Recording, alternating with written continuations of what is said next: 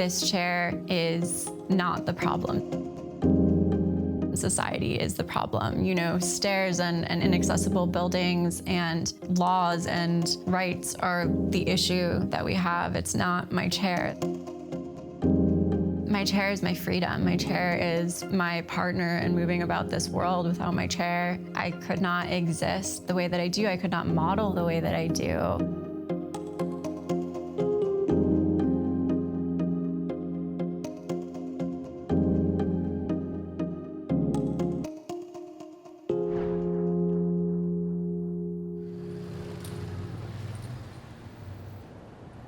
I think fashion has obviously for a long time focused on one type of model and one type of body. I remember for me growing up, really tall, thin, white models were really the only things you were seeing, with maybe a few models of color, but who were also very tall and very thin. And so not seeing anyone that looked like me, I just felt very alone. So I wanted to see that type of representation, even if that meant being that representation. And so modeling for me was really about feeling powerful in my own body and wanting other women with disabilities to feel powerful in their bodies.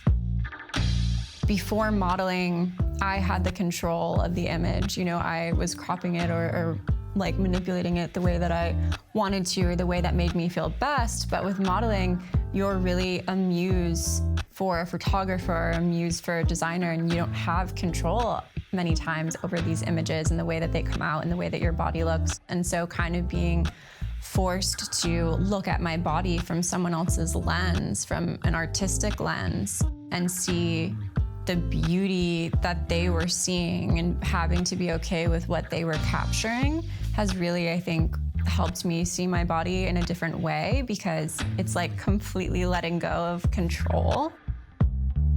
To receive even one single message from someone saying that they felt represented by seeing my photo, or they felt seen, or they felt like they were a little less self-conscious of their legs, which is probably my favorite because that's something I struggled with for so long, means everything to me. And it's so much more than the comments that I get. And also, I think it's important for people to see us living lives as people out in the world, and for non-disabled people to see that we do go out and we do exist.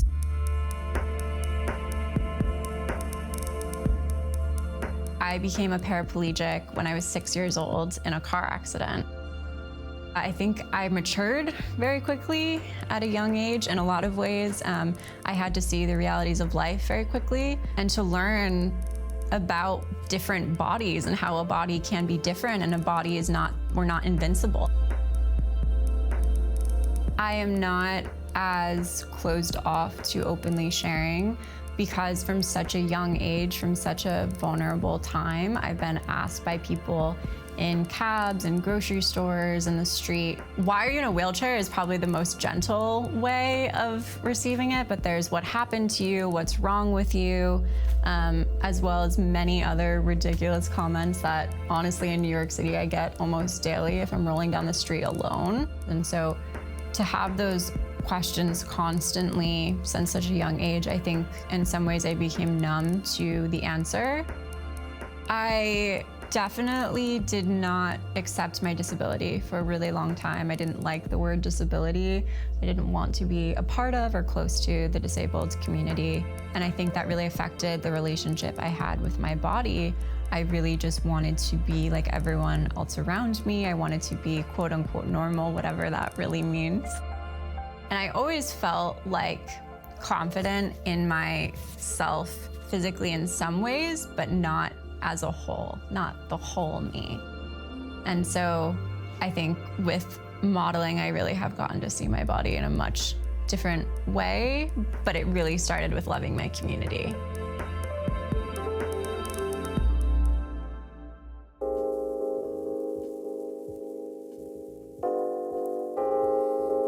I think social media is this really, really beautiful platform to connect to our communities in a way that we may not have had the chance to before, because I was the only person with a visible disability in most of my classes throughout all of my life until college, really. I remember being young and trying to understand what would a relationship look like for a person with a disability, what would inter-able dating look like, what would sex look like. So I think it's really important for me to be honest, because I didn't have that when I was growing up. It just didn't really exist. It was very rare to find. Moving through every day, modeling, just going to grab a coffee is a revolution in its own way to me, and is me really showing up for my younger self who was so scared about the way that she was going to go forward and live life, and showing her that no matter what anyone says or what anyone thinks, that life is so, so beautiful and so worth living.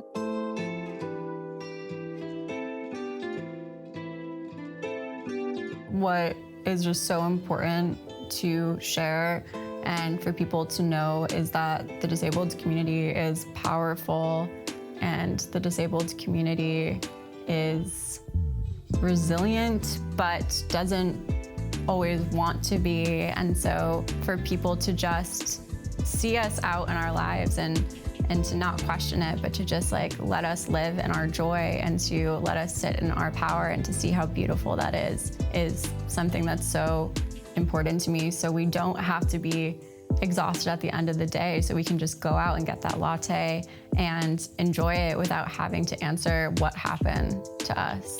I want to just be able to be a model and to be a girlfriend and to be a friend and to be a New Yorker without having to answer questions about my existence.